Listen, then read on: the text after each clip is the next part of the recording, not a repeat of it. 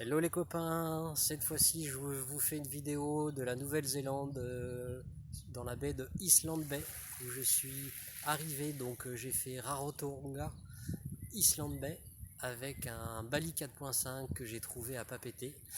Ce Bali appartient à un Scott, un néo-zélandais qui l'a acheté en Grèce et qui le ramène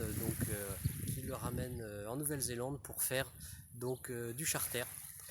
Je l'ai aidé pendant 12 jours. On a navigué ensemble avec Joëlé aussi qui était une coéquipière. Vous allez voir qu'elle est assez exceptionnelle. Cette femme est tout simplement la seule et unique capitaine de Waka. Waka qui est le bateau traditionnel polynésien.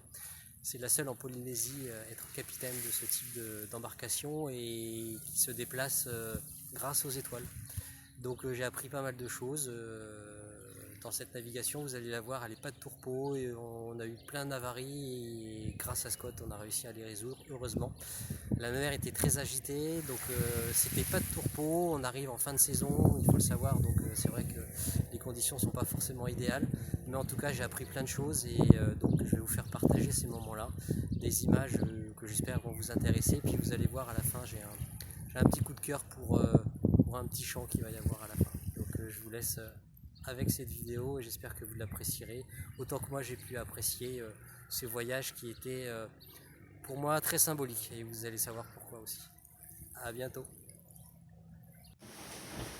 Voilà, ça plante le décor entre 23 et 25 nœuds dès les premières heures de navigation. Le matin aussi, pareil, grosse mer. Alors évidemment avec la caméra, on n'en voit pas trop, mais je peux vous assurer que même les 3 premiers jours, j'ai rien dit, mais j'avais un peu le mal de mer. Et puis, voilà, problème de génois. Le génois est déchiré par 2 reprises. Alors Scott, c'est à peu près tout faire sur un bateau, donc c'est quand même très sympa. Il a recousu 2 fois son génois. Et après, on a eu évidemment un moment de calme. Et puis, j'en profite un peu aussi pour vous montrer des jolis couchers de soleil qu'il y a eu et les levées de soleil. Et une fois le génois remis, il fallait le remettre en place. 30 nœuds de vent, c'était impossible, donc on a attendu le lendemain. Et on s'y collait. Donc, Joël est en train de faire glousser la GV et Scott qui maintenait l'écoute de la GV pour éviter qu'elle claque sur le pont et qu'elle endommage le pont. Et c'était vraiment très très difficile. Et évidemment, moi, au winch, parce que j'adore wincher, donc j'avais la chance de pouvoir le faire encore.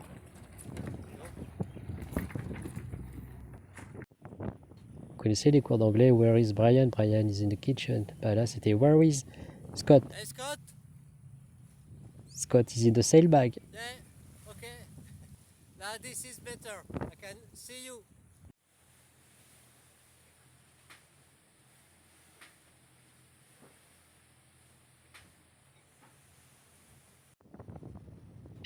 Et oui, maintenant, c'est au tour de la GV d'avoir des petits problèmes. Scott, pendant 2 jours, est resté dans le sailbag pour la réparer. Et évidemment, la drisse de GV qui s'en mêle.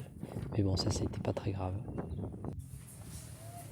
On a quand même eu des super moments de pêche aussi. On a ramené quand même 4 thons et 8 dorades coryphènes.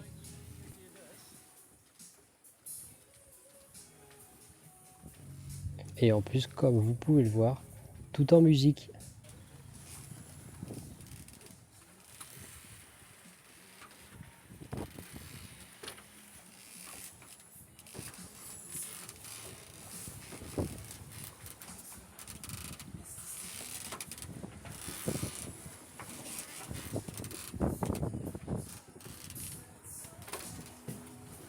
Ouais, c'était une très belle coryphène, comme vous pouvez le voir.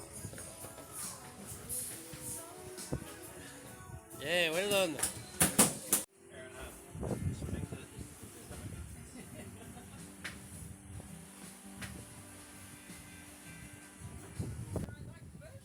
Yes, yes, sure.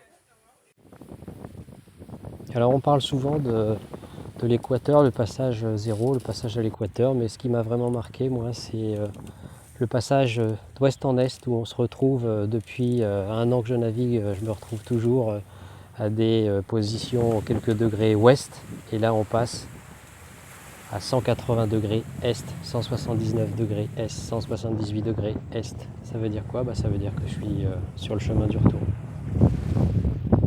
Et c'était un moment beaucoup plus marquant pour moi que le passage à l'équateur finalement. Il y a eu une cérémonie pour l'équateur, il devrait y avoir une petite cérémonie pour le passage d'est en ouest ou d'ouest en est.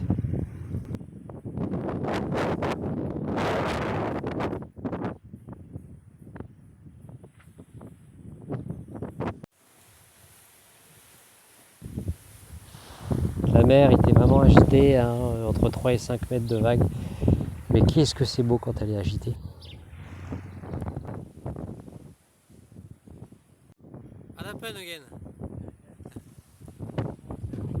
Bon, si vous avez des petites reprises à faire, n'hésitez pas à contacter Scott parce que jusqu'à la fin, il va coudre. Il adore ça finalement.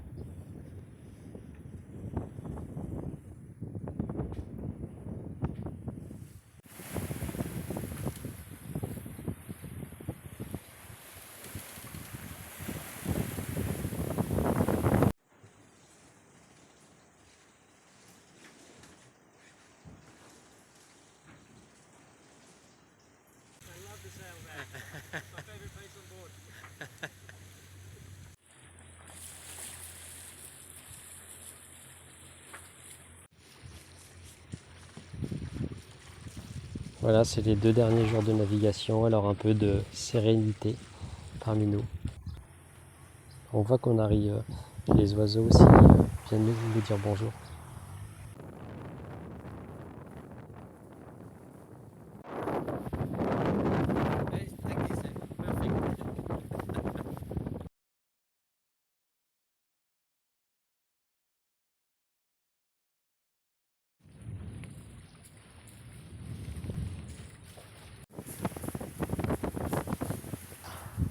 Allez, encore un dernier petit ton pour terminer en beauté.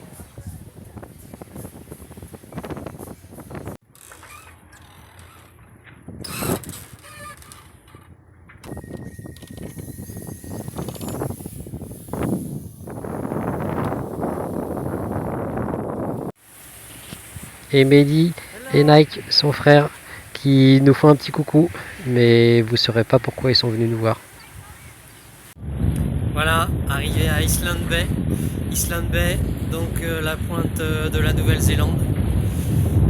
Et bien ça y est, après 12 jours de navigation, on est enfin arrivé. Et maintenant, c'est l'inconnu. Vraiment la grosse inconnue. À suivre.